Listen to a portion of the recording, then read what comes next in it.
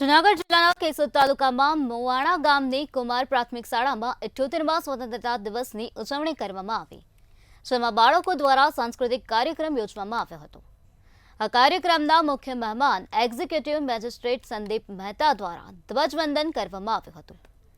વહીવટી કચેરીએ ગ્રામ પંચાયતના વિકાસ માટે 5 લાખનો ચેક પણ અર્પણ કરવામાં આવ્યો હતો।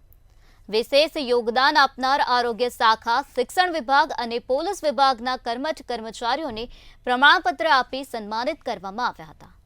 આ કાર્યક્રમમાં મોટી સંખ્યામાં ગ્રામજનો ઉપસ્થિત રહ્યા હતા।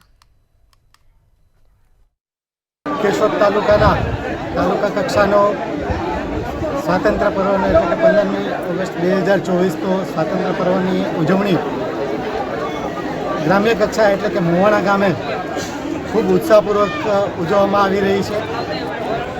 આજના કાર્યક્રમમાં માનનીય પૂર્વ ધારાસભ્યશ્રીઓ, નગરપાલિકાના પ્રમુખશ્રી, તાલુકા પંચાયતના પ્રમુખશ્રી, જુદી જુદી કચેરીના અધિકારી કર્મચારીશ્રીઓ તેમજ અહીંની શાળાના વિદ્યાર્થીઓ, ગ્રામજનો ખૂબ મોટી સંખ્યામાં હાજર રહી અને ખૂબ ઉત્સાહભેર આજના આ કાર્યક્રમની ઉજવણી કરેલ છે।